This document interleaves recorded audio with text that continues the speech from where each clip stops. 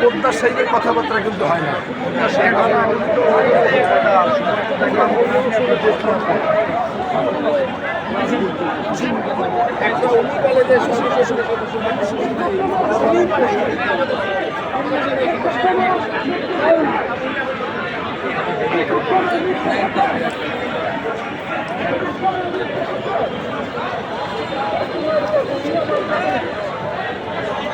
একটা অভিজ্ঞতা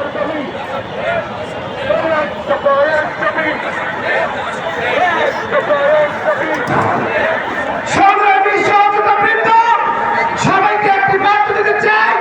আমাদের যে চারজন সহযোগীকে যারা আটক করা গেছে, আমি একটু সমাবেশে বলতে চাই, সবাই মনোযোগ দিয়ে শুনুন, সবাই মনোযোগ দিয়ে শুনুন, সবাই মনোযোগ দিয়ে শুনুন।